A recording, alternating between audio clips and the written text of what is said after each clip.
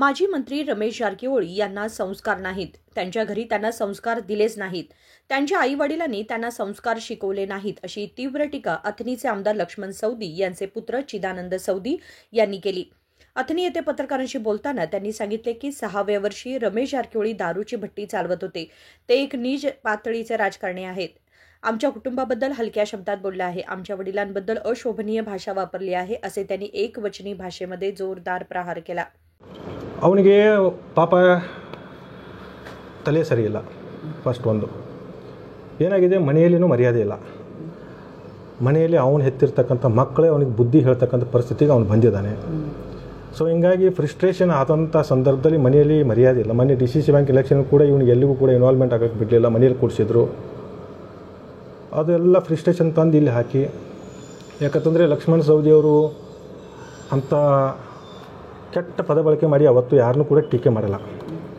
ವಿರೋಧ ಪಕ್ಷದ ಸ್ನೇಹಿತರಂತಲೇ ಮಾತಾಡ್ತಾರೆ. ಸೊ ಅದನ್ನು ಅವನು ಏನು ತಿಳ್ಕೊಂಡಿದ್ದಾನೆ, ನಾವು ಏನು ಮಾತಾಡಿದ್ರು ಕೂಡ ನಡೆಯುತ್ತೆ, ನಾನು ಏನು ಮಾಡಿದ್ರು ಕೂಡ ನಡೆಯುತ್ತೆ, ಇನ್ನು ಮುಂದೆ ಅದು ನಡೆಯಲ್ಲ. ಇವತ್ತು ಹೇಳ್ತೀನಿ, ಇನ್ನು ಮುಂದೆ ಅದು ನಡೆಯಲ್ಲ. ಇಲ್ಲಿ ಯಾರೂ ಕೂಡ ಕೈಯಲ್ಲಿ ಬಳೆ ಹಾಕ್ಕೊಂಡಿಲ್ಲ.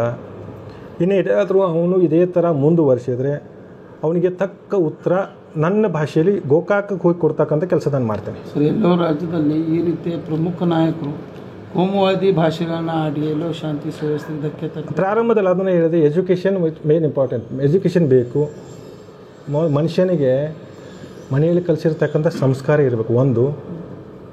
ಎರಡನೇದು ಎಜುಕೇಷನ್ ಇರಬೇಕು, ಶಿಕ್ಷಣ ಇರಬೇಕು. ಕನಿಷ್ಠ ಪಕ್ಷ ಎರಡೂ ಇಲ್ಲ ಅಂದರೆ ಮಾನ ಮರ್ಯಾದೆ ಆದರೆ ಒಂದು ಚೂರಾದರೂ ಇರಬೇಕು. ಮಾನ ಮರ್ಯಾದೆ ಈ ಪುಣ್ಯಾತ್ಮನ ಎಲ್ಲಿ ಭೇಟಿ ಕೂಡ ಆಗಿಲ್ಲ.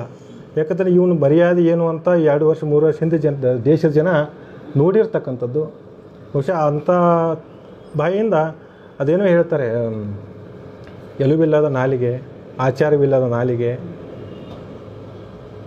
ಸಂಸ್ಕಾರ ಇಲ್ಲದ ಶರೀರ, ಮರ್ಯಾದೆ ಇಲ್ಲದ ಜೀವನ. ಅದು ಬಹುಶಃ ಅವನಿಗೆ ಶೋಭೆ ತರ್ತಕ್ಕಂಥದ್ದಲ್ಲ. ಬಹುಶಃ ಅವರು ಸಹೋದರರು ಇವತ್ತು ಸತೀಶ್ ಜಾರಕಿಹೊಳಿ ಅವರು, ಬಾಲಚಂದ್ರ ಜಾರಕಿಹೊಳಿ ಭಾಳ ಪ್ರೀತಿಯಿಂದ ನಾವು ಎಲ್ಲೇ ಭೇಟಿಯಾದರೂ ಕೂಡ ಭಾಳ ಪ್ರೀತಿಯಿಂದ, ವಿಶ್ವಾಸದಿಂದ ಮತ್ತು ಈ ಥರ ಪತ್ರಿಕಾಗೋಷ್ಠಿ ಮಾಡುವ ಕೂಡ ಎಲ್ಲರ ಬಗ್ಗೆ ರೆಸ್ಪೆಕ್ಟ್, ಮರ್ಯಾದೆಯಿಂದ ಮಾತಾಡ್ತಾರೆ. ಬಟ್ ಇವನು ಪುಣ್ಯಾತ್ಮ ಅವ್ರ ಮನೆತನದ ಮರ್ಯಾದೆ ಕಳಿಯೋಕ್ಕಂತ ಹುಟ್ಟಿರ್ತಕ್ಕಂಥದ್ದು ಏನೋ ನನಗೆ ಸಂಶಯ ಆಗ್ತಾಯಿದೆ. ಅದಕ್ಕೆ ದಯವಿಟ್ಟು ಅವ್ರ ಸಹೋದರ ಇವನನ್ನು ಕಂಟ್ರೋಲ್ ಮಾಡಬೇಕು. ಜಿಲ್ಲೆಯಲ್ಲಿ ಇರ್ತಕ್ಕಂಥ ನಾಯಕರ ಬಗ್ಗೆ ಅಸಹ್ಯವಾಗಿ ಮಾತಾಡಬೇಕು. ಯಾಕಂದರೆ ಈ ಒಂದು ಲೀಡರ್ಶಿಪ್ ಅಂತೂ ಕೊಲಾಪ್ಸ್ ಆಗೋಗಿದೆ. ಆಮೇಲೆ ನಿನ್ನೆ ಇನ್ನೊಂದು ಹೇಳಿದರು, ಲಕ್ಷ್ಮಣ ಸವದಿಯವ್ರ ಮಾತು ಕೇಳಿ ಅಣ್ಣಾ ಸಾಹೇಬ್ ಜೊಲ್ಲೆ ಅವರು ಕೆಟ್ಟರು, ರಮೇಶ್ ಕತ್ತಿ ಅವರು ಕೆಟ್ಟರು. MP ಚುನಾವಣೆಯಲ್ಲಿ ಅಣ್ಣಾ ಸಾಹೇಬ್ ಜೊಲ್ಲೆ ಅವರು ಸ್ಪರ್ಧೆ ಮಾಡಿದಾಗ ಇವ್ರು ಎಲ್ಲಿದ್ದರು? ಸನ್ಮಾನ್ಯ ಮರ್ಯಾದೆ ರಾಮಪ್ಪ ಜಾರಕಿಹೊಳಿ ಅವರು ಎಲ್ಲಿದ್ದರು MP ಚುನಾವಣೆಯಲ್ಲಿ? ಒಂದು ದಿನ ಕೂಡ ಎಲ್ಲಿ ಪ್ರಚಾರಕ್ಕೆ ಬರಲಿಲ್ಲ. ಅವತ್ತು ಪಕ್ಷ ನಿಷ್ಠೆ ಇರಲಿಲ್ವ ಇವ್ರಿಗೆ? ಬಂದಿರಲಿಲ್ಲ. ಒಂದು ದಿನ ಕೂಡ ಎಲ್ಲಿ ಕಾಣಲಿಲ್ಲ. ಒಂದು ಅಟ್ಲೀಸ್ಟ್ ಬರೋಕ್ಕಾಗಲಿಲ್ಲ ಅಂತಂದರೆ ಅಟ್ಲೀಸ್ಟ್ ಅಣ್ಣಾ ಸಾಹೇಬ್ ಜೊಲ್ಲೆ ಪರ ಒಂದು ವಿಡಿಯೋ ಕ್ಲಿಪ್ಪರ್ ಮಾಡಿ ಕಳಿಸ್ಬೇಕಾಗಿತ್ತು. ನಮ್ಮ ಪಕ್ಷದ ಅಭ್ಯರ್ಥಿ ಇದ್ದಾರೆ, ಗೆಲ್ಲಿಸಿ ಅಂತ ಒಂದು ವಿಡಿಯೋ ಕ್ಲಿಪ್ಪರ್ ಹಾಕಬೇಕಾಗಿತ್ತು. ಅವ್ರ ಪಕ್ಷದ ಮುಖಂಡರು ಎಷ್ಟೋ ಜನ ಇಲ್ಲಿ ಪ್ರಶ್ನೆ ಮಾಡಿದರು, ನೀವು MP ಚುನಾವಣೆಯಲ್ಲಿ ಯಾಕೆ ಬರಲಿಲ್ಲ ಅಂತೇಳಿ. ಇಲ್ಲ ಸರ್, ಮತದಾನದ ಸಂದರ್ಭದಲ್ಲಿ ರಮೇಶ್ ಜಾರಕಿಹೊಳಿ ಯಾವ ಕ್ಷೇತ್ರಕ್ಕೆ ಹೋಗ್ತಾರೆ, ಅಲ್ಲಿ ಮತದಾರರ ಮೇಲೂ ಪ್ರಭಾವ ಬೀರ್ಬೋದು ಅನ್ನೋವಂಥ ನಿಟ್ಟಿನಲ್ಲಿ ಕೂಡ ಅವ್ರು ಬಂದಿರಬಾರ್ದು. ನಮ್ಮ ತಂದೆಯವರು 2023 ಚುನಾವಣೆ ಹೇಳಿದ್ದಾರೆ, ಬಳು ಹೊಕ್ಕು ಮನಿ ಅಳು ಅಂತೇಳಿ. ಬಳು ಅಂದರೆ ಅನಿಷ್ಟ ಪಕ್ಷಿ. ನಮ್ಮ ಕಡೆ ಬಳು ಅಂತ ಒಂದು ಪಕ್ಷಿ. ಆ ಪಕ್ಷಿ ಯಾವ ಮನೆಗೆ ಹೋಗುತ್ತಲ್ಲ, ಆ ಮನೆಯಲ್ಲಿರ್ತಕ್ಕಂಥ ವಾಸವಾಗಿರ್ತಕ್ಕಂಥ ಜನ ಕನಿಷ್ಠ ಪಕ್ಷ 3 ತಿಂಗಳಾದರೂ ಆ ಮನೆಗೆ ಬಿಡಬೇಕಂತೇಳಿ ಇವತ್ತು ಆ ಬಳು ಅಥಣಿ ತಾಲೂಕು ಹಾಳು ಮಾಡೋಕ್ಕೆ ಬಂದಿದೆ. ಇಲ್ಲಿ ಜನ ಅದಕ್ಕೆ ಮನ್ನಣೆ ಕೊಡೋದಿಲ್ಲ. ಅಥಣಿ ಜನ ಪ್ರಜ್ಞಾವಂತರಿದ್ದಾರೆ, ಧೈರ್ಯವಂತರಿದ್ದಾರೆ. ಇವನ ಗೊಡ್ಡ ಬೆದರಿಕೆಗಳಿಗೆ, ಇವನ ಗೊಡ್ಡ ಭಾಷೆಗಳಿಗೆ, ಇವನ ಆಚಾರವಿಲ್ಲದ ನಾಲಿಗೆಗೆ ಮನ್ನಣೆ ಕೊಡೋದಿಲ್ಲ. ಅಥಣಿಯಲ್ಲಿರ್ತಕ್ಕಂಥ ಸಂಸ್ಥೆಗಳು ಇವತ್ತು ಆರೋಗ್ಯಕರವಾಗಿರ್ತಕ್ಕಂಥವು. ಆ ಎಲ್ಲ ಸಂಸ್ಥೆಗಳನ್ನು ಅವ್ರ ತಾಲೂಕಿನಲ್ಲಿ ಗೋಕಾಕ್ ಮಿಲ್ ಆಗಿರ್ಬೋದು, ಘಟಪ್ರಭಾ ಸಕ್ಕರೆ ಕಾರ್ಖಾನೆ ಆಗಿರ್ಬೋದು, ಅಂಥ ಸಂಸ್ಥೆಗಳನ್ನು ಯಾವ ರೀತಿ ಇವರು ಅಳು ಹಚ್ತಲ್ಲ ಈ ಬಳು, ಅದನ್ನು ಆ ರೀತಿ ಇಲ್ಲಿ ಮಾಡಬೇಕಂತೇಳಿ ಇವತ್ತು ಅವರ ಪ್ರಯತ್ನ ನಡೀತಾ ಇದೆ. ಇಲ್ಲಿ ಜನ ಮನ್ನಣೆ ಹಾಕೋದಿಲ್ಲ. ಇಲ್ಲಿ ಜನ ಪ್ರಜ್ಞಾವಂತರಿದ್ದಾರೆ. ಅವನಿಗೆ ಸರಿಯಾದ ಉತ್ತರ ಕೊಡೋ ಸಂದರ್ಭದಲ್ಲಿ ಸಮಯಕ್ಕನುಸಾರ ಇವನಿಗೆ ಉತ್ತರ ಕೊಡ್ತಾರೆ. ಸರ್, ಈಗ ಬೆಳಗಾವಿಯಲ್ಲಿ ಲಿಂಗಾಯತರ ನಾಯಕರನ್ನ ಬೆಳೆಯೋದಕ್ಕೆ ಕೊಡಬಾರ್ದು ಅನ್ನೋ ನಿಷ್ಠೆಯಲ್ಲಿ ಈ ಥರ ಒಂದು ಹೌದು ನಾನು ಅಗ್ರಿ ಆಗ್ತೀನಿ ಅದಕ್ಕೆ.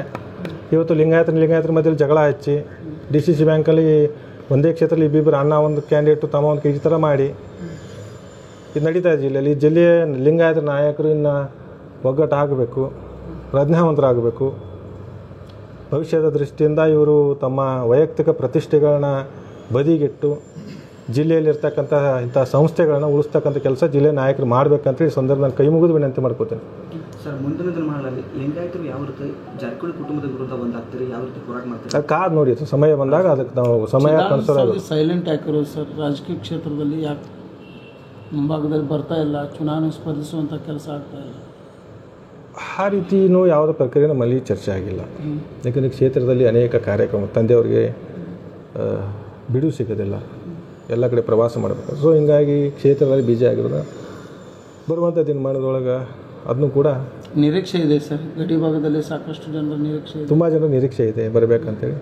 ಇನ್ನೂ ಅದಕ್ಕೆ ಸೂಕ್ತ ಸಮಯ ಬಂದಾಗ ಅದಕ್ಕೆ ಖಂಡಿತವಾಗಿ ಅದಕ್ಕೆ ನಾನು ಸರ್ ಕಾಗವಾಡ ಮತ್ತು ಕ್ಷೇತ್ರದಿಂದ ಮುಂದಿನ ಸಲ ಇನ್ನೂ ಯಾವುದೇ ಆ ಥರದ ಚರ್ಚೆ ಆಗಿಲ್ಲ. ಇನ್ನೂ ನಮ್ಮ ನಾಯಕರಾಗಿರ್ತಕ್ಕಂಥ ರಾಜು ಕಾಗೆ ಅವರು ಇನ್ನೂ ಆರೋಗ್ಯವಂತರಿದ್ದಾರೆ, ಇನ್ನೂ ಶಕ್ತಿ ಇದೆ, ಕೆಲಸ ಮಾಡ್ತಾ ಇದ್ದಾರೆ. ಅವ್ರ ಜೊತೆಗೆ ನಿಂತು ನಾವೆಲ್ಲ ಕೂಡ ಕೆಲಸ ಮಾಡ್ತೀವಿ. ಆ ಥರ ಸಂದರ್ಭ ಬಂದಾಗ ಅವಾಗ ಯೋಚನೆ ಮಾಡಿ ತಂದೆಯವ್ರ ಜೊತೆ ಚರ್ಚೆ ಮಾಡಿ. ರಾಜುಕಾಗಿ ಅವರು ಅಧಿಕಾರಿಗೋಸ್ಕರ ಜಾರಕಿಹೊಳಿ ಕುಟುಂಬ ಆ ಥರದ್ದು ಯಾವುದೂ ಆಗಿಲ್ಲ, ಸುಮ್ಮನೆ ಎಲ್ಲ ಊಹಾಪೋಹ. ಆಡಿಯೋ ಬಂದಿರತಕ್ಕಂಥದ್ದು ನಮ್ಮ ಕಾರ್ಯಕರ್ತರ ಹುಡುಗ, ಪಾಪ ಅವನಿಗೇನೋ ಅದು ಮಿಸ್ಗೈಡ್ ಯಾರೋ ಮಾಡಿ ಈ ಥರ ಮಾಡಿಸಿದ್ದಾರೆ. ಬಟ್ ಇವತ್ತಿನ ದಿನ ಅವನು ಕೂಡ ಕ್ಷಮೆ ಕೇಳಿದಾನೆ. ರಾಜು ಕಾಗೆ ಅವರು ಕೂಡ ಮೊನ್ನೆ ಅದ್ರ ಬಗ್ಗೆ ಯಾವುದೇ ಕೂಡ ಪ್ರಕ್ರಿಯೆ ಕೊಟ್ಟಿಲ್ಲ. ಇವತ್ತು ಅದು ಸ್ವಾಭಾವಿಕ, ರಾಜಕಾರಣದಲ್ಲಿ ಇವತ್ತೆಲ್ಲ ಸ್ವಾಭಾವಿಕ ಇರುತ್ತೆ. ಇವತ್ತು 30-35 ವರ್ಷದ ತಂದೆಯವ್ರ ಜೊತೆ ಮತ್ತು ರಾಜು ಕಾಗೆ ಸಂಬಂಧ ಬಹಳ ಗಟ್ಟಿಯಾಗಿದೆ. ಯಾರೇ ಬಂದರೂ ಕೂಡ ಆ ಸ್ನೇಹ ಹಾಳಾಗೋದಿಲ್ಲ. ಅವರಿಬ್ಬರು ಕೂಡ ಒಟ್ಟಿಗೆ ಇರ್ತಾರೆ. ಭವಿಷ್ಯದಲ್ಲಿ ಕೂಡ ಇಬ್ಬರು ಕೂಡ ಒಟ್ಟಿಗೆ ರಾಜಕಾರಣ ಮಾಡ್ತಾರೆ. ಕಾರ್ಖಾನೆ ವಿಷಯಕ್ಕೆ ಬಂದರೆ ಸರ್, ಕಾರ್ಖಾನೆ ವಿಷಯಕ್ಕೆ ಬಂದರೆ ಗೆಲ್ಲೋದು ಖಂಡಿತವಾಗಿ ನಮ್ಮ ಪೆಣ್ಣದೇ ಗೆಲ್ತೀವಿ. ನಮ್ಮ ಜನ ಪ್ರಜ್ಞಾವಂತರಿದ್ದಾರೆ. ಯಾರ ಕಡೆ ಸಂಸ್ಥೆ ಇದ್ರೆ ಉಳಿಯುತ್ತೆ, ಯಾರ ಕಡೆ ಹೋದರೆ ಹಾಳಾಗುತ್ತೆ ಅಂತ ಜನ ಪ್ರಜ್ಞಾವಂತರಿದ್ದಾರೆ. 26ನೇ ತಾರೀಕು ಅದಕ್ಕೆ ಉತ್ತರ ಕೊಡ್ತೀವಿ. ಕಾರ್ಖಾನೆಗೆ DCC ಬ್ಯಾಂಕಿನಿಂದ ಸಾಲ ಪಡೆದಿದ್ದಾರೆ ಅಂತ ಒಂದು ಆರೋಪ ಮಾಡ್ತಾರೆ. ಇಲ್ಲ, ಯಾವುದೇ ಥರ ನನಗೆ ಮಾಹಿತಿ ಇಲ್ಲ. DCC ಬ್ಯಾಂಕಿನಿಂದ ಸಾಲ ತೊಗೊಂಡ ಮಾಹಿತಿ ಇಲ್ಲ. ಅಪೆಕ್ಸ್ ಬ್ಯಾಂಕಿಂದ ಸಾಲ ತೊಗೊಂಡಿರೋ ಮಾಹಿತಿ ಇದೆ. ಅದಕ್ಕೆ 26ನೇ ತಾರೀಕು ಅದಕ್ಕೆ ಯಾವ ರೀತಿ ಉತ್ತರ ಕೊಡಬೇಕು ನಾವು ಉತ್ತರ ಕೊಡ್ತೀವಿ. Thank you. रमेश जारकिहोळी यांनी माझं बोलणं ऐकलं तर त्यांना दररोज 8-10 बीपीच्या गोळ्या खाव्या लागतील. मी पुढच्या वेळेला अशाच प्रकारे बोलणार असा इशाराही त्यांनी दिला. राजशेखर हिरेमठ, KMM मराठी, बेळगाव.